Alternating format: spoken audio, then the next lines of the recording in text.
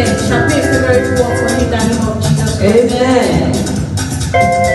The joy of the Lord shall continually to abide with you in Jesus' name. Amen. Mo ní nítorí ọlọ́jọ́ ìbí ni mo ṣe sọ pé ọpẹ́ lọ́pẹ́ rẹ̀.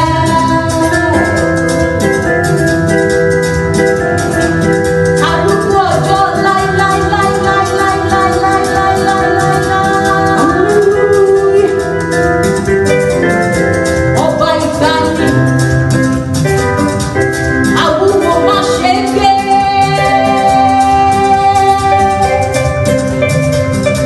Pátápátá ọlá,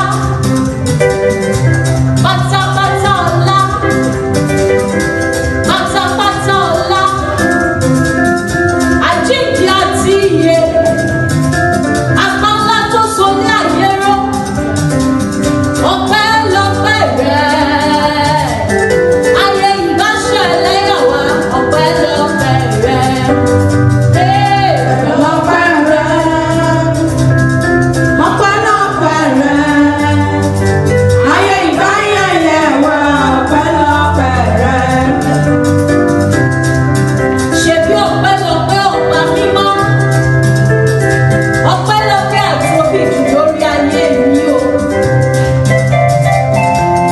Nígbà tó ta gbógun dé, mo ní nígbà tí wọ́n dé bí ìkún omi. Ṣebí Olúwa gbé ọ̀págun rẹ̀ sókè, ó fa Sátánì lẹ́nu mọ́. Ọpẹ́ lọ́pẹ́ rẹ̀ o. Ayé ìbáṣẹ̀ lẹ́yà wa, Ọlọ́run ni ò jẹ́. Ọpẹ́ lọ́pẹ́ rẹ̀. Ọpẹ́ lọ́pẹ́ rẹ̀. Ayé ìbáyẹyẹ wa, ọpẹ́ lọ́pẹ́ rẹ̀.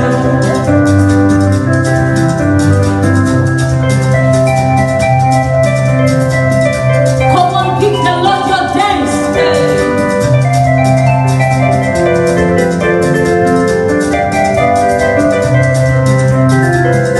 Come on, see what the Lord has done for me.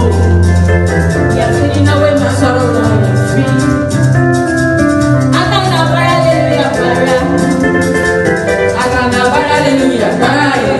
Hey, Because of Jesus, every day na shakara I dey do. Double, double, every blessings na in hallelujah.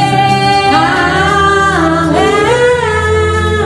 Get up to this message, silence the follow me.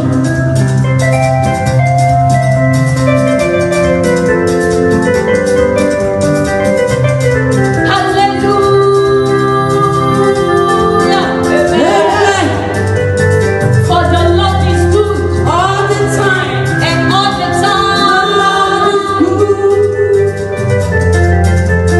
Come on, see what the Lord has done for me. He has taken away my sorrow, now I'm free. I got every hallelujah. I got every hallelujah. Hey, Because of Jesus, every day na shakara I dey do. come on, do. Double, double, every blessings na in hallelujah. Hey.